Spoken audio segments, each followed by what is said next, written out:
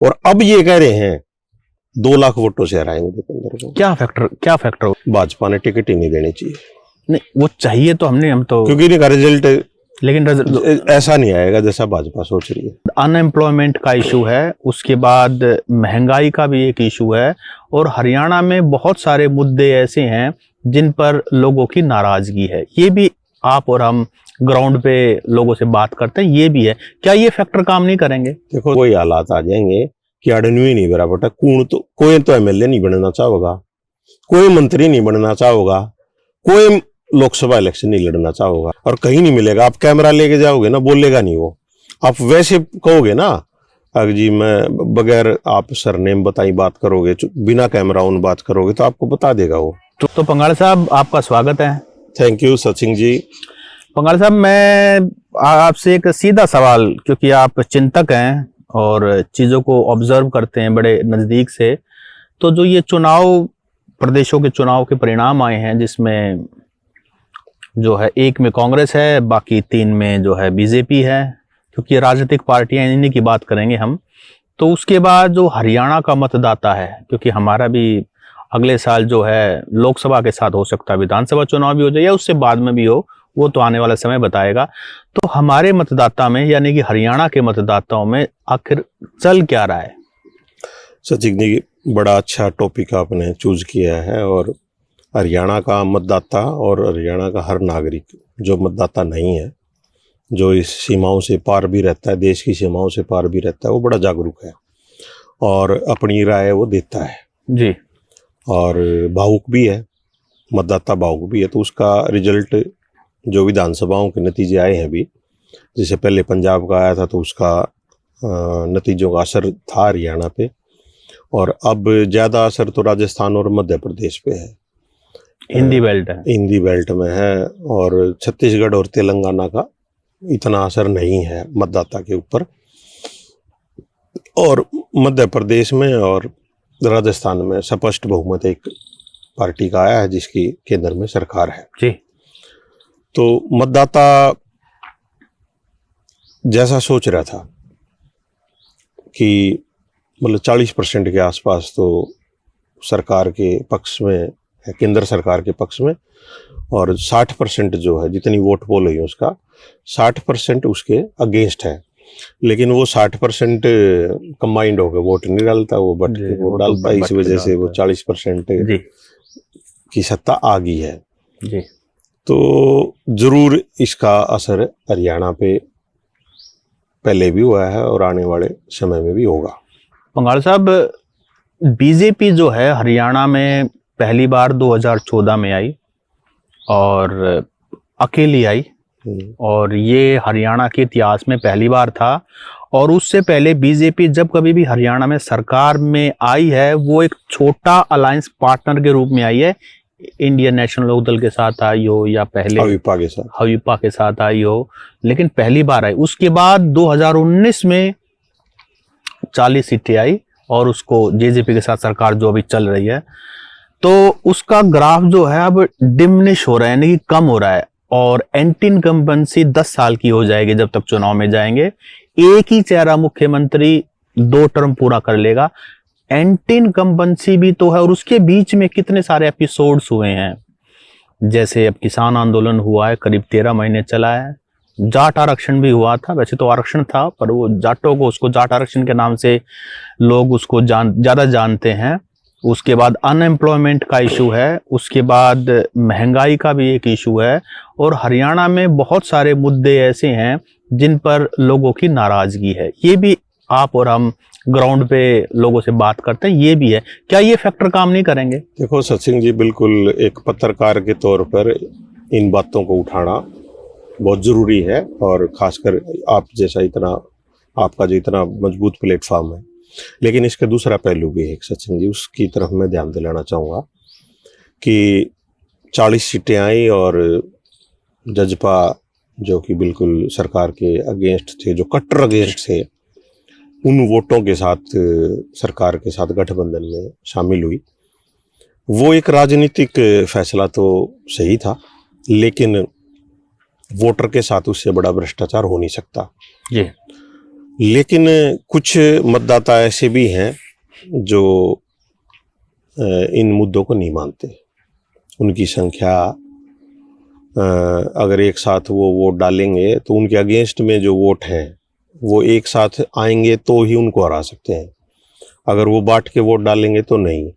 क्योंकि मैं आपका ध्यान दिलाना चाहूँगा कि जैसे 2005 में पहले इनेलो सरकार थी तो मुख्यमंत्री ओम प्रकाश चौटाला जी और उनके पुत्र थे अजय चौटाला जी, तो लोग जाते थे, किसी का टेस्ट आ गया या किसी का टेस्ट क्लियर हो अजय गया। चौटाला तो मुख्यमंत्री नहीं रहे, अजय चौटाला सांसद थे तो हाँ, उनके पास जाते थे। हाँ ऑब्वियसली वो तो ओम प्रकाश चौटाला जी कहते थे भाई इनके हाँ, पास एक तरह से वो सुपर जाओ, सीएम आप थे। तो दिल्ली जाओ, सिरसा जाओ।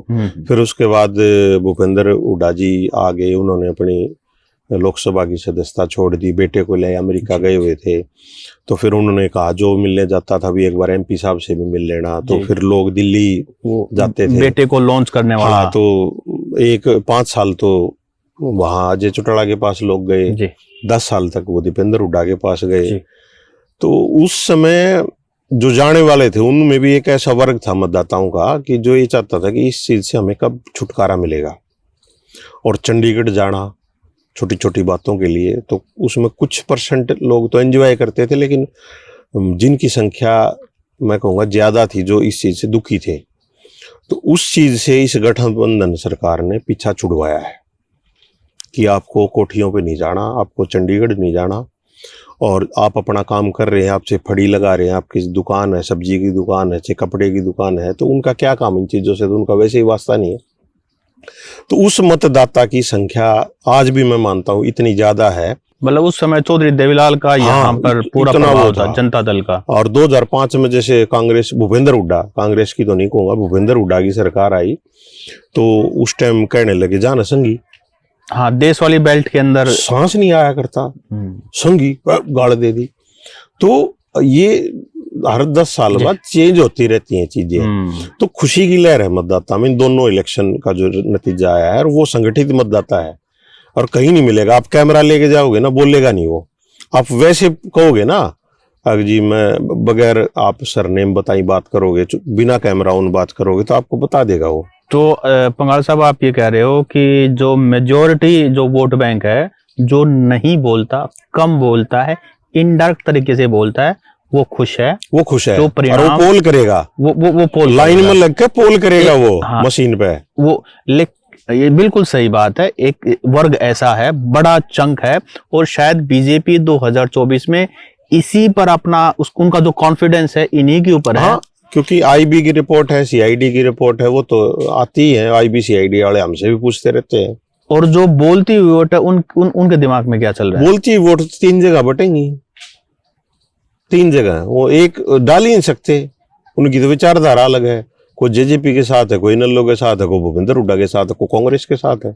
भी और नौकरी भी वोट देगा, वो 100% देगा। अब जिसका डेस्क पर बैठ के पासपोर्ट मिल गया हो, शिक्षा के लिए विदेश जाएगा, शिक्षा के लिए जाएगा। क्योंकि अब माननीय भूपेंद्र हुड्डा जी है, उनका बेटा भी 12वीं तक तो मॉडल स्कूल में पढ़ा, फिर बीटेक के लिए भिवानी गया, उसके बाद एमटेक के लिए अमेरिका गया, वहीं नौकरी कर रहा था, वहीं रह रहा था आराम से। फिर उसके बाद उसके पिताजी ने उसको बुला लिया तो वो आ गया। लेकिन जो भूपेंद्र सिंह हुड्डा है, उससे पहले भी वो एमपी रह चुके थे, पॉपुलर फेस थे, मुख्यमंत्री नहीं बने थे, सही बात है, लेकिन वो तो धनाढ़े परिवार से थे। नहीं, आज वो दिन है ना, नॉर्मल परिवार भी अपने बच्चे को भेज रहा है धन, लेकिन सर कर्जा लेके भेज रहा है, अपनी जमीन, एजुकेशन लोन है, वो भरना ही नहीं है सर। हमारा मूल जो सवाल है वो ये है कि जो जरूरी मुद्दे हैं, नौकरी होगी, शिक्षा होगी, स्वास्थ्य हो गया, इन पर क्या कोई भी चुनाव नहीं लड़ा जाएगा? चुनाव में ये मुद्दे होंगे ही नहीं। मुद्दे है ना ये, क्योंकि इससे बहुत सारा मतदाता वर्ग सेटिस्फाइड है ना इस बात से कि उनको ही मिल रहा है, उनको मिल रहा है। क्या घर बैठे मिल रहा है? कैसे? जब भी तो रिजल्ट आता है। ये वोट कहाँ से आती है?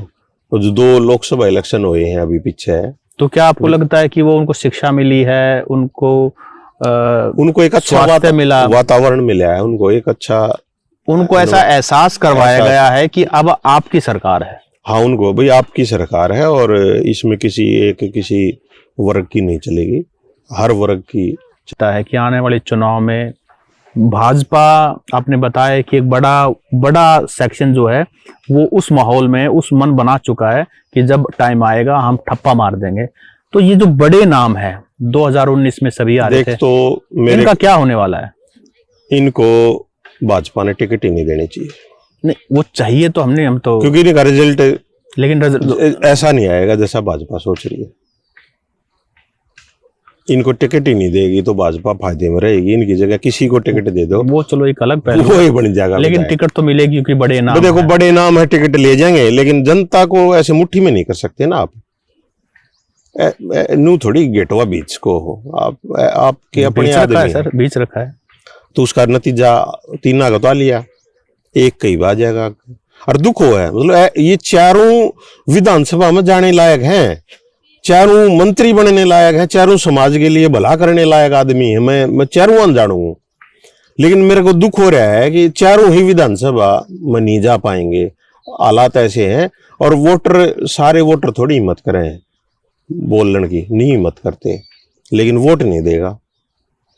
वो तकलीफ हुई ना, दिल से तकलीफ होती है जब। चलिए खैर, एक और बहुत बड़ा सवाल जो अक्सर चर्चा में जहां भी बैठते हैं चाय पे वहां चर्चा होते हैं, रोहतक लोकसभा से जी या तो दीपेंद्र हुड्डा मोस्ट लाइकली, या हुड्डा परिवार से कोई अगर और चुनाव लड़ते हैं हम जी, लेकिन ये हुड्डा परिवार की सीट मानते हैं। 2000 ये जो चुनाव आए हैं इससे पहले शॉर्ट दीपेंद्र हुड्डा के बारे में बात हो रही थी, लेकिन जैसा आपने भी कहा लोग अब सवाल उठाने लगे हैं। वो क्या चर्चा है? देखो जी, क्या दिमाग में चल रहा है? मैं जब दीपेंद्र हुड्डा 4-4.5 वोटों से आ रहा है ना, तो मैं लोगों से मिला था। अब मेरा नाम ऐसा है राजनारायण, कई सोच लें राजनारायण परासर है, राजनारायण जांगड़ा है, राजनारायण पंचाल है, तो मैं राजनारायण बन के खाली बैठ के बात कराया करूँ। बहुत सारे लोग ये कह रहे थे कि हमें नहीं पता था ये 4,500 वोटों से हार सकता है दीपेंद्र, इसको हम 50,000 वोटों से हराएंगे। उनका कॉन्फिडेंस ये था, और अब ये कह रहे हैं 2 लाख वोटों से हराएंगे दीपेंद्र को। क्या फैक्टर होगा? क्या हौसला हो गया? हौसला हो गया। नहीं, किसको हाँ, हौसला? जाति पाति किसको हौसला होगा? ऐसा नहीं, जाट भी मैं भी भारतीय जनता पार्टी को वोट दे रहा है। ऐसा नहीं कह सकते कि जाट लोकसभा में, क्योंकि हम लोकसभा चुनाव की बात करें, जाट लोकसभा चुनाव में मोदी के नाम पर उन्होंने वोट दिया था।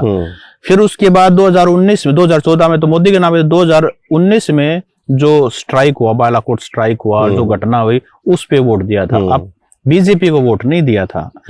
अब 2024 में, अब आपने कहा राम मंदिर एक इशू होगा, बिल्कुल। फिर ये आर्टिकल 370 वाला इशू है, हालांकि इसके नाम के वोट मिल गया, लेकिन एक फैक्टर रहेगा। और तो लेकिन जहां तक दीपेंद्र हुड्डा की बात है, ऐसा लोग कहते हैं, सभा मेंबर है, नहीं ऐसा लोग, जैसा आपने कहा बच रहा है, जैसा आपने कहा लोकसभा इलेक्शन लड़ना ही नहीं चाहिए। नहीं, वो हम तो चाहिए पे नहीं जाएंगे। हाँ। हम तो उन पे बात जो है, मतदाता, लेकिन वो चुनाव लड़ेंगे, मतदाता अपना मन बना चुका है। लेकिन ऐसे मतदाता भी हैं जो ये कहते हैं कि भाई दीपेंद्र हुड्डा, और ऐसे मतदाता उस सेक्शन के जिसकी आप कह रहे हो कि भाई दीपेंद्र हुड्डा शरीफ आदमी है, मिलनसार है, ऐसा कहते हैं लोग। ये तो 10 साल हमने देखा है ना।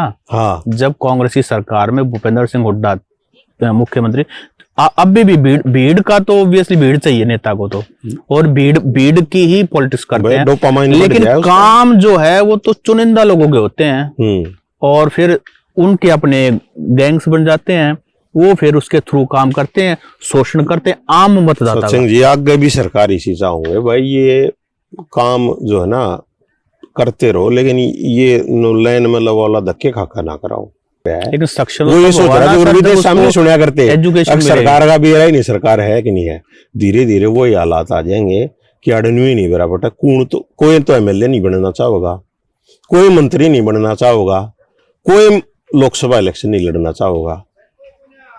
धीरे धीरे ऐसा हालात धीरे धीरे इस तरफ जाने लगेगा। पंगाल साहब, आपने हमसे बातचीत की, काफी लंबी बातचीत होगी, शायद आधा घंटे से ज्यादा हो गया है जी, और इस तरह से चर्चा हम करते रहेंगे। और आज हमने जो चुनाव के परिणाम आए हैं दूसरे प्रदेशों में, उसके बाद हरियाणा के मतदाताओं में क्या चल रहा है, वो पंगाल साहब से हमने जानने की कोशिश की। और हमारी ये सारा जो चर्चा का वो था कि ताकि एक सही तरीके की पिक्चर आप लोगों तक पहुंच पाए। पंगाल साहब, आपका बहुत बहुत धन्यवाद। Thank you sir.